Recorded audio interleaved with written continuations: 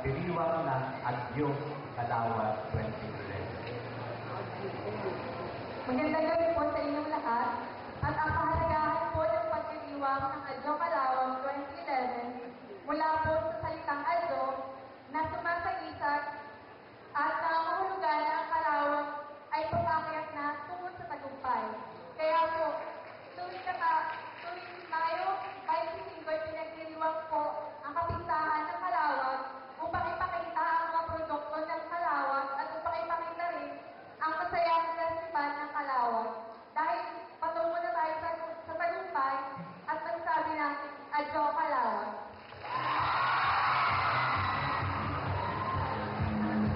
Very happy, ladies and gentlemen. Pinakita lamang nila na hindi na sila magaganda, but they also have something in their brain. Ladies and gentlemen, again, bigyan natin malakas sa palakpakan ating mga kandidata sa the first and answer portion.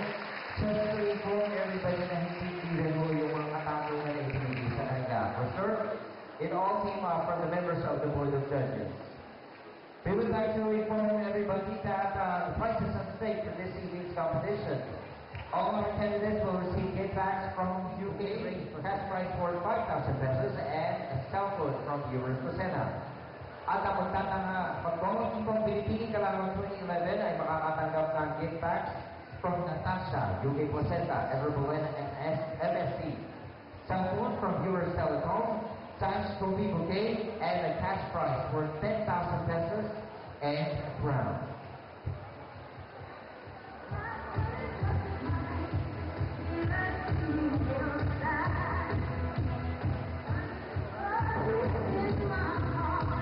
We move now with our third set of special awards, beginning with Best in Casual Wear. To present this award, we would like to call on stage Municipal Councilor Jaime Nicolas and Mrs. Amor O. Cortez, the principal of St. Peter's School of Calawang Incorporated.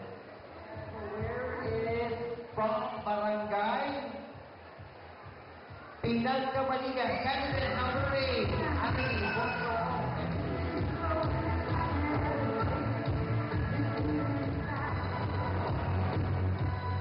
Next special award is the Best in Swimwear, and to present this award, we would like to call on stage the Municipal Councilor Claudio Latore. Number 3 from Barangay Pinagkamaligan, Geraldine Abad. Next special award, Best Staging Gown. To present this award, we would like to call on stage Municipal Councilor Yolando Piano and Mrs. Nelia Avila, the General Manager of Calawang Water District. Candidate number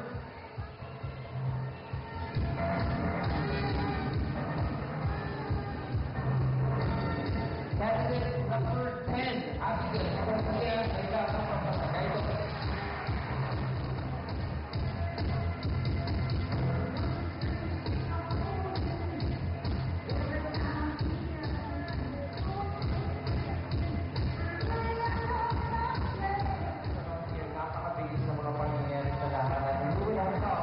We are almost at the end of the competition this evening. The announcement of our major awards. And to this, we would like to call back again our candidates on the stage as we present to you the winner of our second runner-up. To present this award, we would like to call on stage Councilor Raimundo Recio and Municipal Council Milton Celia Real for the fact that this will be Municipal Councilor Celito Manufacturer for the beginning of surgery, the Vamos of Salvador Officer 3, and for the cash prize. We would like to welcome Ms. Ebony Celia, Municipal Fashion Officer. I have now the result of this year's competition. To the rest of the girls, good luck to all of you. Ladies and gentlemen, may I announce our second runner-up.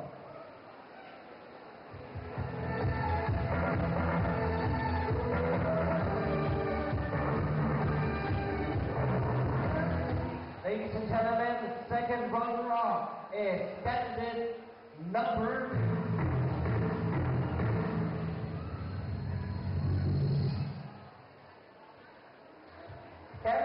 number 10, Abigail from Jessica Lambrosco,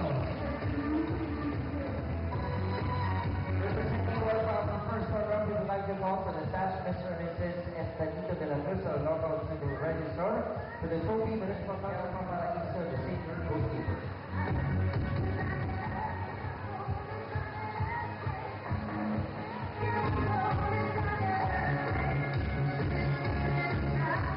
First runner-up, Pinipining Kalawang 2011, candidate number...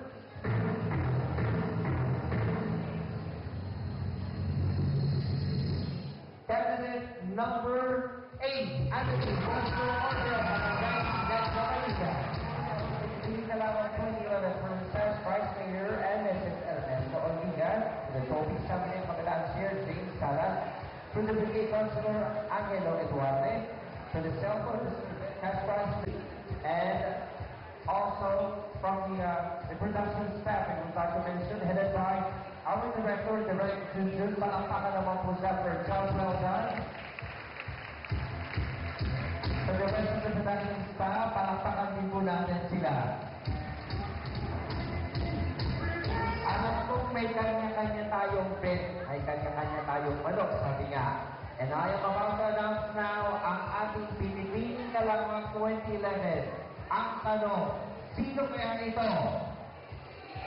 Candidate number?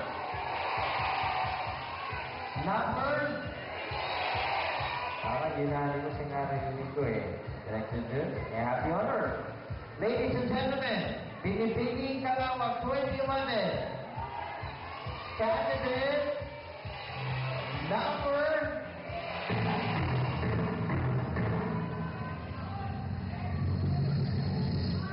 Once again, number...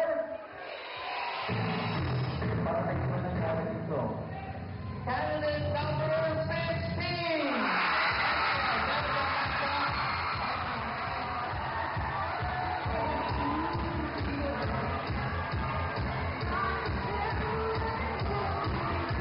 Ladies and gentlemen, congratulations to our Pinipining Kalawang 2011, candidate number 15, on behalf of the production staff, the next June, the best hospital in the country, to the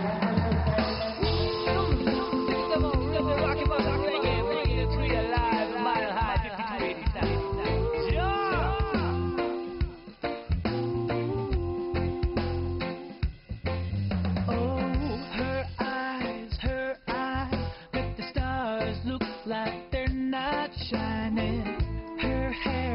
Her hair falls perfectly without her trying. She's so beautiful, and I tell her every day.